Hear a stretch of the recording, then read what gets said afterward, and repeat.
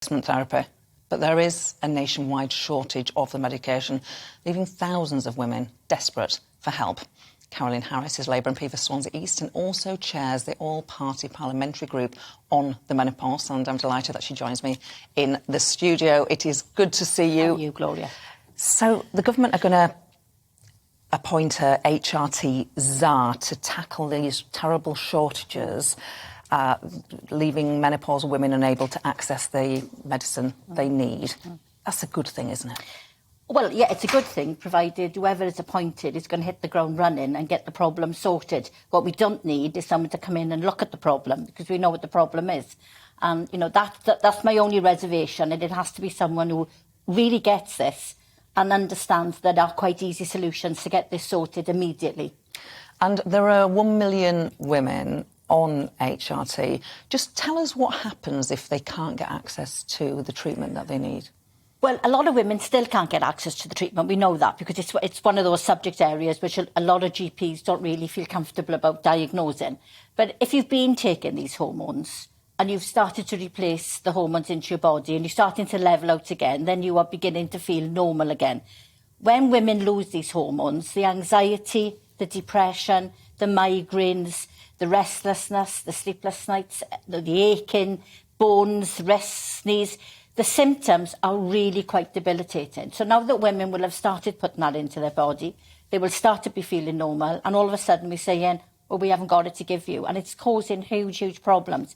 We know that historically the suicide rate amongst women who are menopausal between 45 and 51 is 16 times higher than it is under normal circumstances. That will increase if women are going to be denied this hormone, because it really is a desperate situation. And for those women who can't get access to it, what are they doing? Is there a black market in the drugs? Well, I think there's a sort of sideline market, if you like, because women are actually swapping patches for gel. Some women are borrowing gels from other people. There were other products available which were not what was originally prescribed, but now they are in short supply because, again, the preparation wasn't made. And then there is another product made by a different company which can't get local formulary approval. So that's what the warehouses are full of that, but nobody's able to prescribe it. It's a postcode lottery, and there are only 2 geographical areas are able to subscribe that. So it's just a terrible, terrible situation. But it comes to something when it's screaming and shouting in the House of Commons that has led to the government actually doing something about women's health. And that's got to stop, Gloria. We've got to start realising that women are really important to this country, and they deserve the respect of having appropriate medication and appropriate support and care. Now, prescriptions for HRT, they have almost doubled in England in the last 5 years.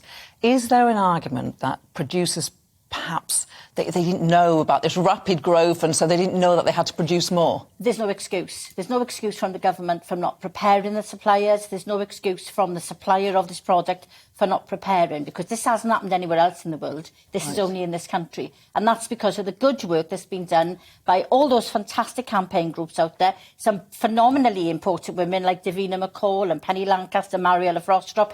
It's only when they sort of come out with and said, we want to really support this. Women have been empowered.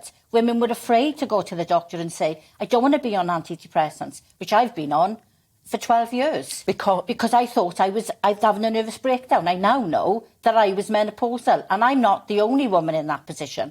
There are thousands of women who believe, or their doctors believe, they're going through depression or going through nervous breakdowns. They're actually menopausal. And that is a lack of knowledge with doctors. But this government have made promises and they're not keeping up with the promises. They've got to get better, and they need to get better now. And you're the Conservative MP, she's chair of the Women Equalities Committee, Caroline knows. She says, you can't help but think that if this was a drug used exclusively by men, they'd have sent in the army to beef up production by now. Is that... She's absolutely right. I mean, one little known fact is that in certain circumstances, you can get Viagra free on the NHS in England. We can't get HRT free for women in England on the NHS. So that, to me, says it all. And There's talk of a menopause revolution happening. You have been absolutely central to that. You have joined together with other great campaigners and probably assembled those campaigners, whether that be Davina McCall, Penny Lancaster, Marilla Frostrop, Rod Stewart today. He was holding up a copy of the front page of a national newspaper. You can see him there. Is change is coming, but it's not here yet, is it? Well, for years we've had fantastic campaign groups who do brilliant work.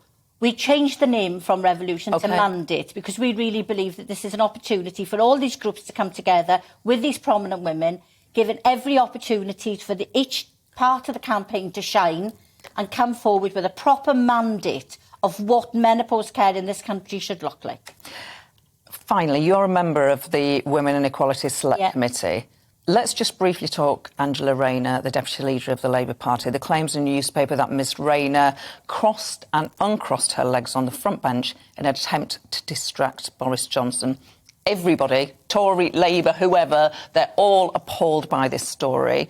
But somebody briefed it.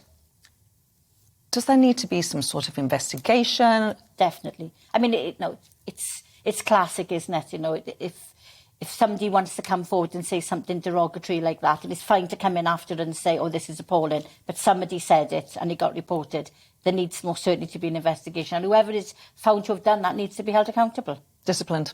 Definitely. Carolyn Harris, it's always a pleasure to talk to you.